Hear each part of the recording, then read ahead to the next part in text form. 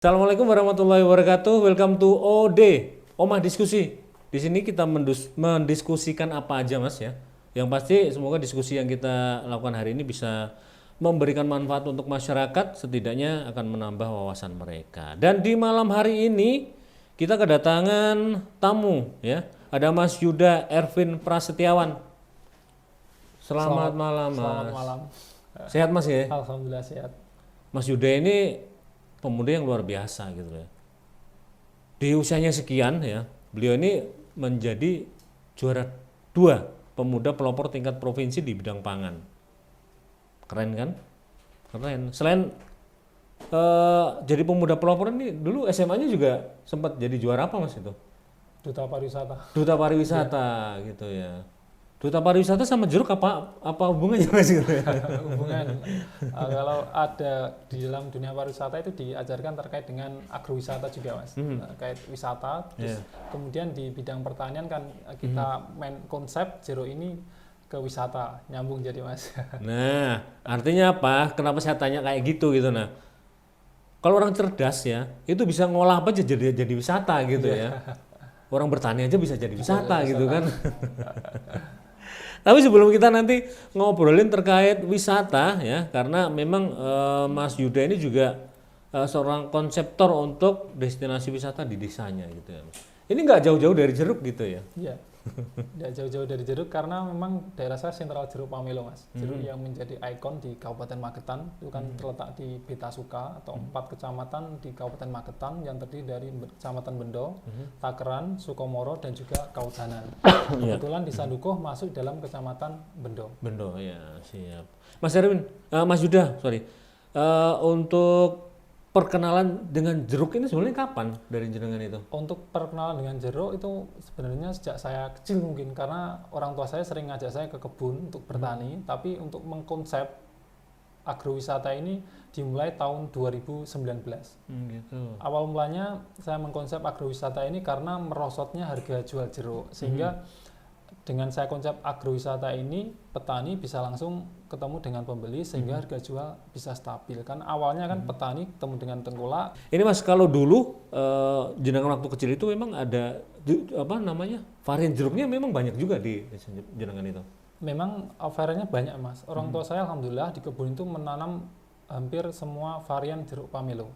Dia menanam, dari situ saya mulai mengenal apa sih varian jeruk pamelo itu dari orang tua saya menanam, sehingga saya identifikasi, saya klasifikasi macamnya apa saja. Setelah itu saya bukukan seperti itu, sehingga kalau ada wisatawan datang bisa saya jelaskan, sehingga bisa menjadi wisata edukasi juga untuk para wisatawan yang datang berkunjung. Jadi wisatawan yang datang berkunjung ke Desa Sandukuh tidak hanya membeli jeruk, menikmati jeruk, tapi juga belajar mengenal jeruk pamelo itu apa saja sih macamnya. Karena taunya orang-orang itu jeruk besar itu kan namanya pamelo, gitu jeruk besar namanya Bali, padahal tidak. Pamelo itu ada macamnya banyak sekali, dan setiap jeruk itu memiliki tekstur, warna, dan rasa yang berbeda-beda, memiliki keunggulan sendiri-sendiri seperti itu, Mas. Piro sih, Mas, varian jeruk itu piro di tempat jenengan itu? Kalau di tempat saya ini variannya kurang lebih ada varian berlagi karena kita mendatangkan bibit dari luar Kabupaten Magetan, sehingga variannya setiap tahun alhamdulillah mengalami penambahan.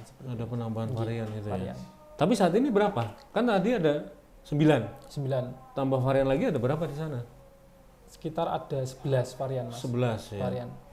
Yang mungkin bisa dideskripsikan dong, dari 11 itu apa aja gitu. Kemudian bedanya apa dengan yang lainnya kayak gitu?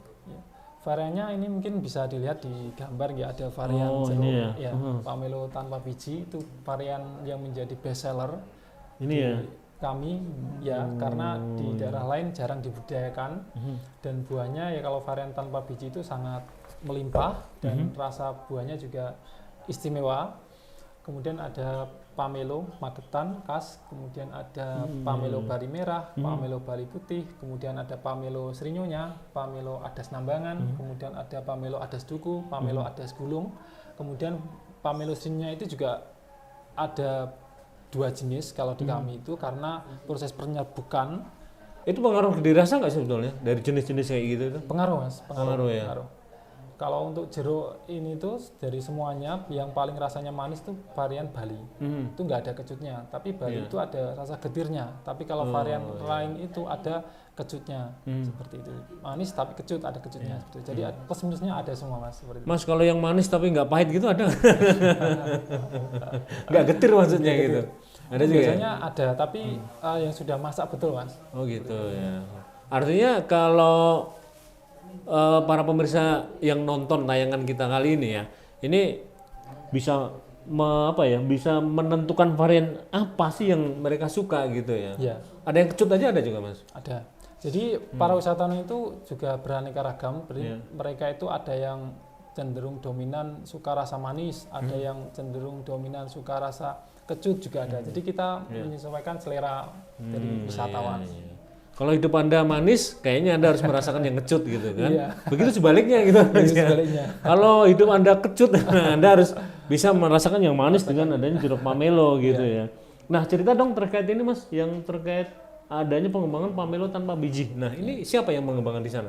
Kebun saya Mas, kebun orang tua saya, karena saya amati di lingkungan saya untuk varian pamelo tanpa biji ini sudah mengalami kepunahan ya, sedikit sekali yang budayakan, padahal varian pamelo tanpa biji ini banyak diminati oleh kalangan wisatawan karena pamelo tanpa biji ini memiliki rasa yang menurut saya juga lebih enak dibandingkan varian yang lainnya. Karena apa? Karena kalau pamelo tanpa biji ini dipetik langsung dimakan, itu juga rasanya bisa langsung enak. Terus kemudian kalau diwayukan atau dilum, istilahnya orang Jawa itu, rasanya juga akan semakin enak. Tapi kalau yang varietas lain rata-rata itu harus dielum, wayu ya, sehingga rasanya baru enak. Tapi kalau varian tanpa biji ini langsung dipetik, dimakan enak, kemudian wayu juga enak. Seperti itu. Dan juga perlu diketahui bahwa varian tanpa biji ini juga bisa bertahan lama, bisa insya Allah berbulan-bulan. Selain itu juga keunikan lain dari varian tanpa biji ini adalah pohonnya itu relatif tahan terhadap hama dibandingkan dengan varian yang lain. Seperti itu mas. Itu mulai kapan sih dikembangkan di ini? Karena tadi mau punah kayak gitu. Iya. Itu mulai kapan mulai dikembangkan jenengan itu? Saya kembangkan ya ketika saya mulai mengkonsep agrowisata. Jadi mulai tahun 2019 saya kembangkan karena di kebun saya itu baru ada beberapa pohon sehingga saya membuat bibit yang varian tanpa biji mulai dari menggunakan sistem okulasi atau tempel, terus menggunakan sistem cangkok untuk saya kembangkan bibitnya. Dulu kenapa nggak banyak yang nggak suka dengan varian tanpa biji ini mas? Kenapa banyak yang nggak suka varian tanpa biji? Karena varian tanpa biji ini ukuran buahnya cenderung kecil dan biasanya ukuran buah kecil itu kurang bisa menarik orang untuk beli. Nah, padahal kalau dari segi rasa itu lebih enak seperti itu mas. Terus setelah saya konsep agrowisata ini, sedikit saya edukasi ke pembelinya, malah pembeli itu banyak yang memilih varian tanpa biji dibandingkan varian yang lainnya. Tapi kalau dari tampilan kan ini, ini bener-bener kalau lihat semua gitu kan, yang inilah kita pilih gitu loh, karena merahnya juga kelihatan banget tanpa biji lagi makanya kan. Biji, jadi langsung enak. Langsung dimakan gitu aja, udah nggak mikir nanti ketelan bijinya atau apa gitu kan. Mas untuk mengembangkan ini ada kesulitan nggak? Kesulitannya yang kami hadapi biasanya mas, pupuk ya. Hamanya juga jeruk itu lumayan banyak sehingga petani itu kadang memilih beralih ke tanaman yang lain. Gitu. Justru itu sebenarnya kesempatan bagi petani yang tekun di bidang. Kalau untuk kami, terutama di kebun kami, saya jarang menggunakan namanya pestisida mas. Jadi jeruk itu supaya nggak terkena lalat buah, biasanya kami bungkus menggunakan plastik. Jadi itu lebih praktis kalau menurut saya. Kalau menggunakan pestisida itu kita harus rutin menyemprot 1 minggu bahkan 2-3 kali. Nah, gitu. Ya. Lalat buah itu sangat luar biasa mas. Biasanya itu bulan Januari, Februari itu puncak lalat buah. Setelah lewat bulan Februari biasanya lalat buah akan berkurang. Paling udah lewat nih ya? Sudah lewat. Ini memang paling parah serangannya adalah lalat buah. Lalat buah. Pengaruhnya di buah, hasil buah. Pengaruhnya di buah, tapi untuk sekarang ini ada hama lagi mas. Jadi hama itu menyerang di bagian ujung daun muda itu diserang. Itu artinya sudah hasil yang jenengan lakukan silangan atau gimana? Kalau untuk bibitnya itu dulu cerita dari ibu saya, itu dari kakek saya. Ketika kakek saya itu menanam itu dari biji, sehingga bisa tumbuh jeruk tanpa biji itu mas. Artinya dari biji dulu ya? Dari biji dulu, dari biji. Terus akhirnya bisa tumbuh seperti itu. Cuman yang jenengan Secara bilang biologisnya saya juga kurang begitu iya. mengetahui. Cuman yang pasti ini endemik jeruknya di tempat jenengan, Tanpa biji. tapi bijinya kemarin kecil gitu ya? Ada di jeruknya. Buahnya kecil gitu Buahnya ya? kecil, bisa buahnya besar, tapi asalkan dalam satu pohon itu dikurangi mas buahnya. Oh gitu. Karena satu pohon saja, insya Allah kurang lebih bisa menghasilkan 500 buah. Itu kalau kita kurangi buahnya, itu juga nanti bisa besar jeruknya. Tapi kalau kami itu biasanya tidak kami kurangi mas, karena kalau kami kurangi itu nanti jumlahnya juga akan berkurang. Akan berkurang. Sebetulnya senangnya yang gede gitu mas. Iya. Cuman dari sisi duitnya ya, harus kita negosiasikan gitu ya. Iya. Mas yang mana sih ini yang pemilu tanpa biji ini? Pamilu tanam biji yang ini mas. Oh yang ini ya. Biji ini Oh ini cukup besar juga mas ya. besar. Tanpa biji dan warnanya merah ya. Warnanya merah mas. Terus Memang variannya memang merah semua. merah, merah semua. Iya. Terus kemudian ini ada varian, Nanti mas. iya. Kalau ini varian apa mas ya? Ini Bali merah mas. Bali merah. Iya, Bali merah yang mana ini ya? iya Bali merah ini mas. Varian Bali merah. Kalau ini mohon mas, aku lebih tertarik ini dulu ya mas ya. Kalau yang ini rasanya manis, seger, Manis, seger, kecut seger sebetulnya tempatnya. ada pahitnya nggak dia? Tidak ada. Ada Tidak ada. getar apa namanya Tidak ada. itu? Tidak ada. Getar Mas. itu nggak ada ya? Tidak ada. Kalau getar itu biasanya dimiliki oleh varian Bali merah. Oh gitu. Jadi ini best Best pilihan best sellernya Iya, memang ini tanpa gitu ya. biji. Dan ini baru di tempat jenengan, di tempat lain ada nggak itu? Di tempat lain kalau saya turun ke lapangan itu sebenarnya ada, tapi jumlahnya tidak terlalu banyak mas. Gitu. Seperti itu. Kalau di tempat jenengan sendiri Kalau udah- saya di tempat saya ini saya budidayakan mas, jumlahnya alhamdulillah lumayan banyak sekarang dari yang varian ini. Karena untuk menyukupi pasar wisatawan juga luar biasa nih mau kunjungan wisatawan yang mencari varian tanpa biji ini. gitu ya. Tetapi meskipun ini the best gitu ya, tetapi kita harus juga kembangkan yang lain gitu Kembangkan ya. yang lain karena supaya yang lain itu juga tidak mengalami kepunahan karena juga sebagai sarana untuk edukasi, Nah itu. melestarikan buah lokal supaya tidak punah gitu mas. Dan memang nggak semuanya orang suka yang manis loh. Iya. Karena hidupnya sudah manis katanya kan gitu. Ada yang suka kecut, biar bisa merasakan hidup kecut itu seperti apa kan gitu ya. Tapi yang pasti buat Anda yang memang suka banget dengan jeruk ya, ini Anda bisa datang ke Desa Dukuh, Kecamatan Bendo. Karena di sana memang Mas Yuda ini mengembangkan banyak sekali varian-varian jeruk gitu ya. Mas, kalau selain ini yang paling diburu ini warga yang mengunjung ke sana apa ini? Bali merah mas. Bali merah ya. Bali merah. Karena pasti yang suka yang merah gitu ya. Iya, manis. Dia kalau Bali merah cenderung rasanya manis mas, tidak ada rasa kecutnya seperti itu mas. Gitu. Oh ya, dominan manis ya.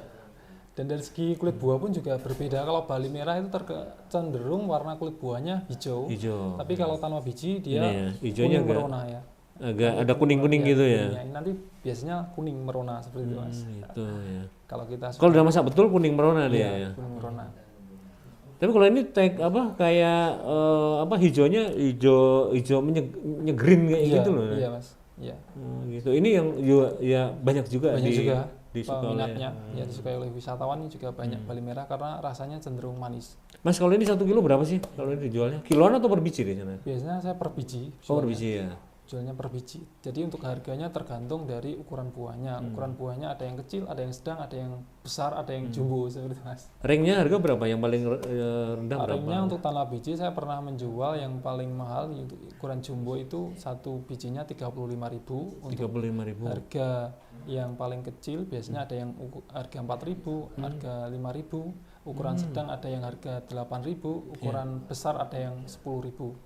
Oh, kalau yang paling besar biasanya ukurannya berapa sih, Mas? Berapa kilo dia? Kalau yang paling besar biasanya insya Allah kurang lebih bisa sampai 3 kilo mas. Sampai 3 kilo. 3 kilo.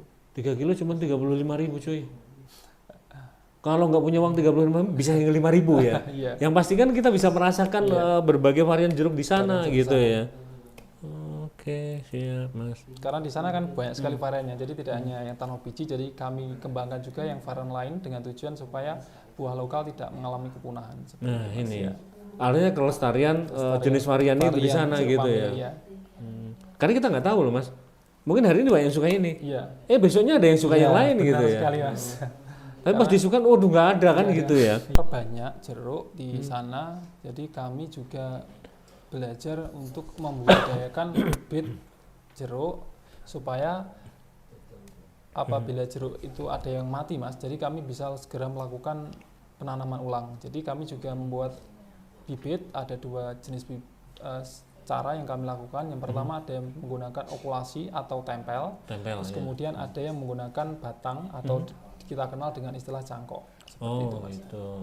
Kalau sejauh ini ada berapa batang yang sudah dikembangkan di sana ya Mas?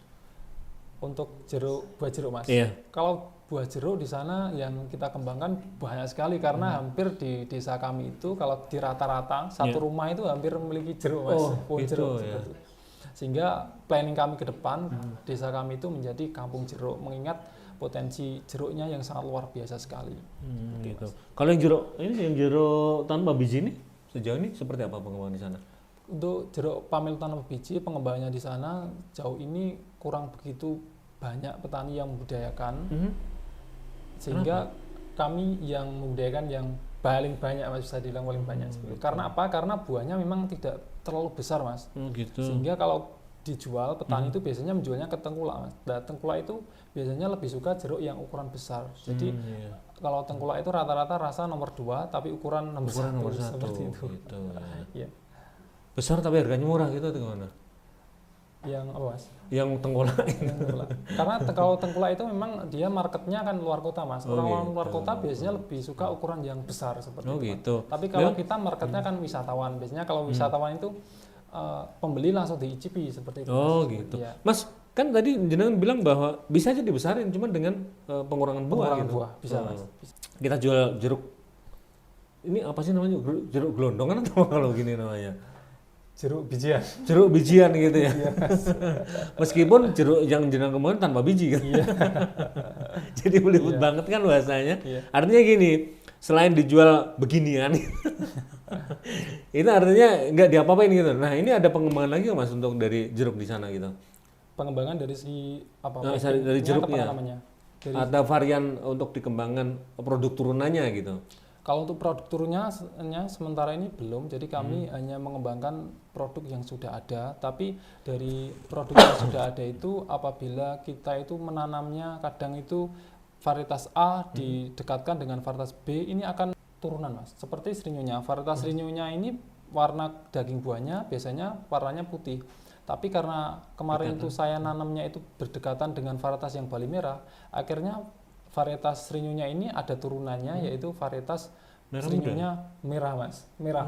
Gitu. Sehingga timbul turunan varietas yang lain seperti itu. Mas, kalau tadi saya bilang ini, nah saya di sini kan ada produknya, ya. Swiwi. Nah, ini produk turunan jeruk apanya ini yang diolah ini? Ini produk turunan jeruk dari kulitnya kalau ini, Mas. Oh, kulitnya ya? Jadi kulitnya bukan yang warna hijau ini, tapi kulit dalamnya warna putih. Itu kita olah sehingga menghasilkan manisan. Kita branding dengan Swiwi. Ini produk dari warga sekitar, Mas. Jadi kita selain memasarkan jeruk, kita juga mengangkat UMKM yang ada di lingkungan kami. Salah satunya ini produk yang dihasilkan dari kulit jeruk itu biasanya dibuang. Nah, saat ini bisa menjadi produk manisan. Gitu ya. Manisan namanya Swiwi gitu ya. Yang memiliki nilai ekonomis yang lumayan juga, Mas. Swiwi gitu ya. Swiwi itu brandingnya. Swiwi itu bukan sayap itu. Sayap. Ya? Dengan harapan nanti bisa terbang. Bisa berkembang misalnya, Mas.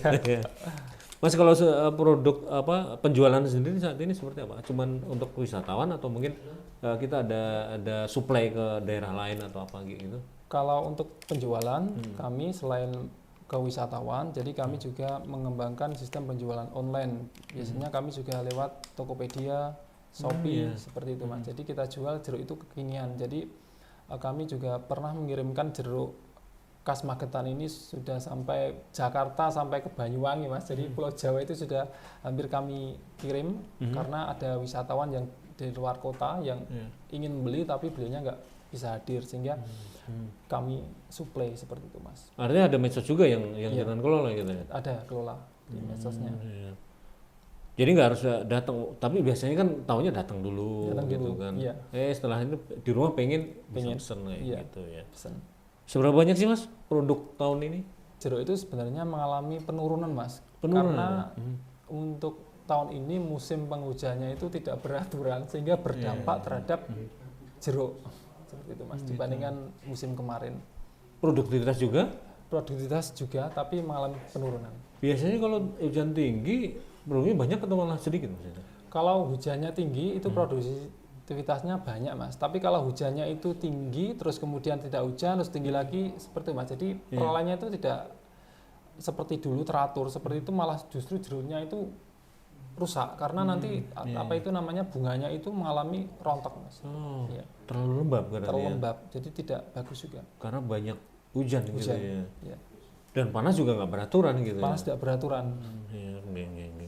Mas kalau ini kan tadi jenengan bilang kan nggak hanya mengembangkan jeruk, tetapi juga mengembangkan wisata jeruk. Nah ini konsepnya seperti apa sih mas? Wisata jeruk ini konsepnya adalah kami mengembangkan konsep wisata edukasi. Wisata edukasi dalam artian kami selain menjual produk hasil pertanian, kami juga turut berkontribusi untuk memajukan desa kami, kemudian kota kami melalui buah jeruk ini, mas. Jadi jeruk ini kami kembangkan di sana untuk edukasi, terus kemudian juga sebagai pelestarian terhadap buah lokal supaya tidak mengalami kepunahan. Ya, meskipun di kami yang kami bestsellerkan itu yaitu Tano Biji, tapi kami juga mengembangkan varian yang lain dengan harapan tadi supaya tidak mengalami kepunahan, sehingga nanti bisa diturunkan kepada anak cucu kita. Ingat karena setiap orang itu kesukaan terhadap jeruk itu kan berbeda-beda, ya lidah seorang itu kan berbeda-beda.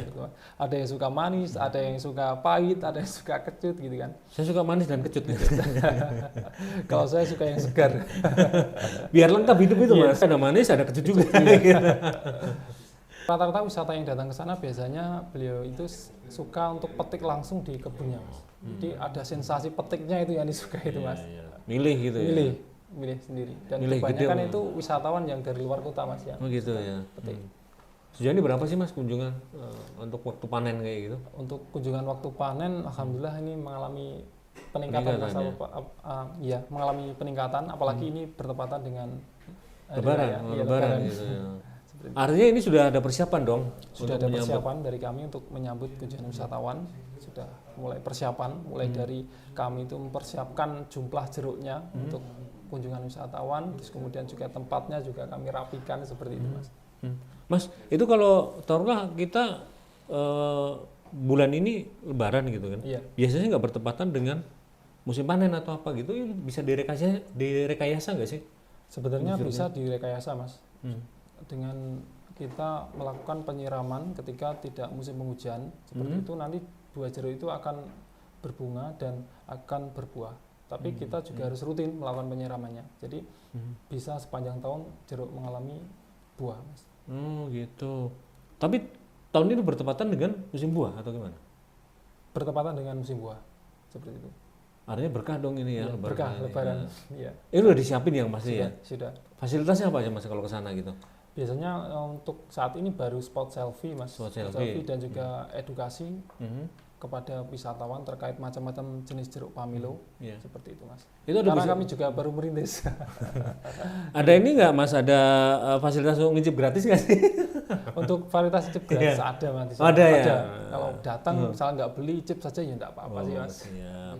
Saya akan datang ke sana kalau ada fasilitas ngicip gratis mas. Ya bagaimanapun ini upaya untuk menarik mereka dulu gitu ya. Tujuan wisatawan.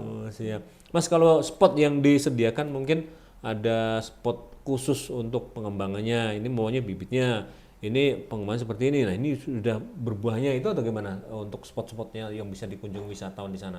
Untuk spotnya itu mas di kebun mas, jadi kebun. Jadi kita tidak bisa membuat yang buah pohon ini tidak buah itu tidak bisa. Jadi itu biasanya per kebun mas. Kalau kita konsep per kebun, insya Allah bisa. Tapi kalau kita konsep per pohon setiap kebun tidak bisa, karena itu nanti akan berdampak terhadap pohon yang lainnya. Pohon yang lainnya gitu. Tapi yang pasti kalau sana untuk pengembangannya pembibitannya ada gitu ya. Untuk pembibitannya ada Mas, kami sediakan bibit ketika ada wisatawan ingin belajar membuat bibit juga kami ajari seperti itu Mas. Siap. Mas, ini kan masih dalam konsep pengembangan gitu ya. Iya. Nah, kalau ke depan lagi apa sih yang mau dibangun? Kalau jenengan bilang kan ini mungkin baru merapikan gitu aja. Iya. Artinya lokasi mungkin masih apa adanya. Yang Iya. pasti kan potensi jeruk masih ada, sudah ada gitu iya. ya. Nah, ini apa? Fasilitas apa lagi yang mau dikembangkan mungkin ke depan kayak gitu? Untuk planning saya ke depan itu adalah kami ingin menerapkan lingkungan kami Mas, lingkungan sekitar kami sehingga branding jeruk itu akan terasa. Misal seperti di sekitaran rumah penduduk itu ada patung-patung jeruknya seperti itu, terus ada pohon-pohon jeruknya di depan rumah seperti itu, sehingga itu nanti branding jeruknya akan terasa di desa kami ketika orang masuk itu sudah terasa, oh ini kamu jeruk seperti itu kan. Karena selama ini kan petani menanam jeruk itu di kebun Mas, jadi tidak kelihatan dari jalan seperti itu Mas. Iya. Ada kan sepanjang jalan ini jeruk semua gitu. Iya Mas. Ya apapun yang pasti kan itu upaya untuk menarik mereka gitu. Mereka untuk datang. Siap. Untuk juara pemuda pelopor itu sebenarnya juga ketidaksengajaan itu Mas. Jadi awal mulanya itu saya merintis jeruk ini, saya konsep agrowisata. Dari situ ada lomba pemuda pelopor itu, saya diwakilkan untuk mewakili kecamatan waktu itu. Dan alhamdulillah sampai tingkat kabupaten dapat juara 1, terus kemudian di provinsi alhamdulillah juga mendapat juara runner up itu Mas. Itu. Jadi saya di pemuda pelopor di bidang pangan, khususnya di buah jeruk, pembibitan dalam rangka upaya untuk melestarikan buah lokal supaya tidak mengalami kepunahan. Gitu, Mas. Mas, kalau tadi kan kalau juara 1 siapa sih Mas? Juara 1-nya dari Kabupaten Malang Mas waktu itu. Apa dia? Dia kopi Mas. Kopi ya? Kembangkan kopi. Kalau di sana memang sudah sampai tembus ke pasar internasional Mas, sehingga kemarin juga memang layak untuk juara 1 dan kemarin ke tingkat nasional pun juga juara 1 di tingkat nasional seperti itu Mas, Kabupaten Malang. Iya. Tapi ini nyusul bisa dong? Insya Allah. Doakan saja Mas. Mas, kalau tadi kan ini terkait pengembangan ke marketing ke pasar gitu ya. Iya. Kan jenengan tadi bilang bahwa ada upaya untuk bisa memotong mata rantai peredaran jeruk itu. Artinya pedagang pembeli bisa langsung datang. Ini yang jenengan lakukan apa ini? Pembeli datang ke kami sehingga itu nanti bisa memutus rantai dari petani ke tengkulak.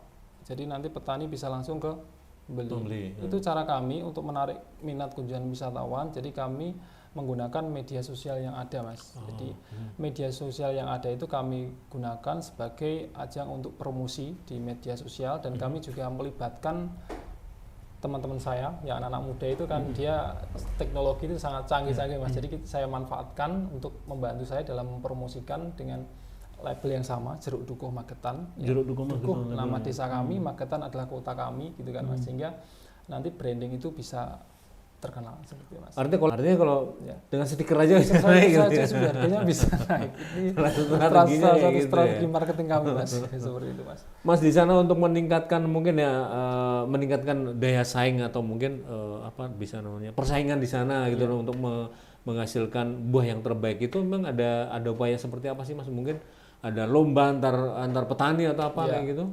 Untuk menghasilkan buah yang maksimal biasanya ada lomba Mas. Lomba kalau ada festival jeruk itu biasanya identik ada lombanya. Biasanya ada lomba ukuran jeruk terbesar biasanya seperti itu Mas.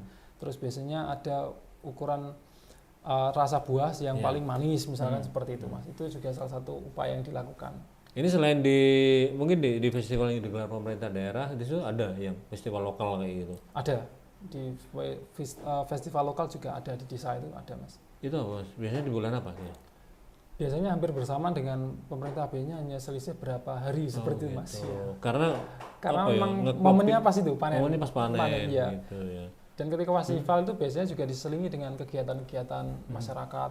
Pulang mudik gitu ya, atau Anda mungkin sempat mampir ke Magetan untuk melakukan destinasi wisata, jangan lupa nanti pokoknya ini desa wisata Jeruk Dukuh ya. Ini kalau dari mana, dari Mas Pati atau dari Magetan berapa kilo sih Mas itu menuju sana? Kurang lebih 6 kilo Mas. 6 kilo? 6 kilo. Dari Mas Pati, ancer-ancernya kemana itu Mas? Ke utara. Dari Mas Pati itu ke barat. Ke barat, kalau lihat barat ke barat bisa mas. Itu berapa kilo sih dari Mas Pati mas? Kalau dari Mas Pati sekitar 6 kilo mas.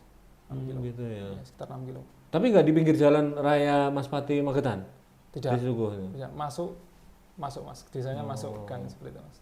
Oh artinya masih ada di sebelah utaranya desa apa itu mas? Di sebelah utaranya ada desa Duet mas. Oh desa Duet masih ke selatan lagi Selatan gitu ya? masih ke selatan.